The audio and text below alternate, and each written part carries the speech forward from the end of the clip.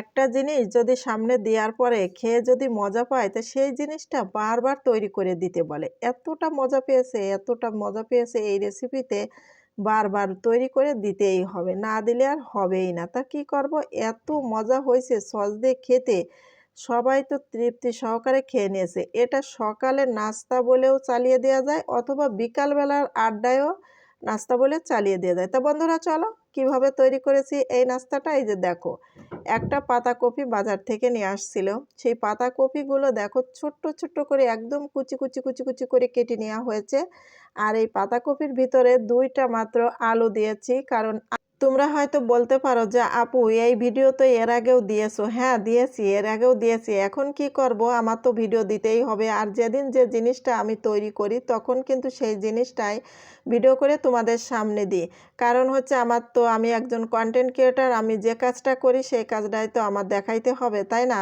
তা তোমরা যেটাই মনে করো, তারপরে আমার কাছে ভালো লাগছে যে আমার বাচ্চারা যেহেতু এটা পছন্দ করে, তা মনে করলাম যেহেতু পছন্দ করে তা আপনাদের বাচ্চারাও ইনশাল্লাহ পছন্দ করবে। আপনারা একদিন তৈরি করে দেখেন তাদের সামনে দিয়ে, তারা খুব মজা করে খেয়ে নেবে। আমি কিন্তু নিজের হাতে ঘরোয়া পদ্ধতিতে নিজের হাতে এই চপগুলো তৈরি করেছি। তারপরে পাকোড়াই বলেন, এগুলোর নাম দিতে পারেন পাতাকপির পাকোড়া, তারপরে পাতাকপির চপও হতে পারে, দিয়ে তৈরি করে তারপরে নিজের হাতে ঘরোয়া পদ্ধতিতে সস তৈরি করেছি। বাজার থেকে কিনে আনা লাগছে না।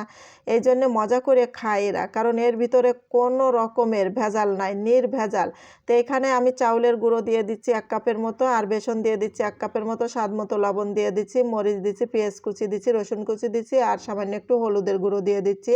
কারণ আতপ চাউলের গুঁড়াটা দিচ্ছি কেন? যাতে মচমচে হয়। আর এখানে একটু ভাজা জিরার গুঁড়া দিয়ে দিচ্ছি। দিয়ে এখন ভালো করে অল্প একটু পানি দিয়ে তারপরে ভালো করে মাখিয়ে নিতে হবে। যেহেতু আমি পাতাকপিটা কিন্তু হালকা একটু সিদ্ধ করে নিয়েছি, সিদ্ধ করে নিলে কিন্তু ভালো হয়। কাঁচা পাতাকপি দিয়ে কখনোই এইভাবে পাকোড়া তৈরি করতে যাবেন না, তাহলে কিন্তু ভালো হবে না। পাতাকপি আর আলু দিয়েছি, সেগুলো কিন্তু একটু যেন হালকা ভাপ দিয়ে নিতে হবে। তারপরে সব যাবতীয় মশলাগুলো দিয়ে সুন্দর করে এইভাবে মচমচা করে তেলের পাত দিয়ে ভাজি করে নিতে হবে। এপিঠ ওপিঠ করে ভাজি করে নেবেন। আর যখনই ভাজি করবেন তখন কিন্তু গ্যাসটা একটু কমিয়ে দেবেন, কারণ প্রথমে তেলটা গরম করে নিয়ে গ্যাসটা কমিয়ে দিয়ে তারপরে আস্তে আস্তে ভাজি করে নেবেন। দেখবেন অনেক মচমচা হয়। আর এটা শুধুও খাইতে পারেন। যদি সস ঘরে না থাকে তাহলে আপনি বাচ্চাদেরকে শুধুও বানিয়ে দিতে পারেন, ওরাও তাও কিন্তু মজা করে খেয়ে নেয়। আমার ঘরে যখনই পাতাকপি নিয়ে আসে তখনই আমার ছেলেমেয়েরা বলে যে আম্মু পাতাকপি যখনই আনছে আব্বু তুমি হচ্ছে আজকেই পাতাকপির পাকোড়া তৈরি করে দিবা। এতটা পছন্দ করে আর এতটা মজা করে খায়। তাই এজন্য আমি চিন্তা ভাবনা করলাম যে এর আগেও আমি ভিডিও করেছি, আপনাদের সাথে শেয়ার করছি। তা আজকে যেহেতু আবার তৈরি করছি নতুন করে, কি আর করব? এইজন্য মনে করলাম যে আবার আপনাদের সাথে শেয়ার করি।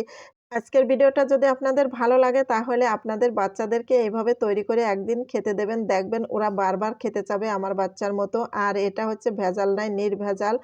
বাইরের খাবার কখনোই পছন্দ করবে না। মায়ের হাতের খাবারই সবসময় পছন্দ করবে। একবার মজা পেলে বারবার খেতে চাবে। তা আশা করি সবার কাছেই ভালো লাগবে। তো আজকের মতো বিদায় নিচ্ছি। আল্লাহ হাফেজ।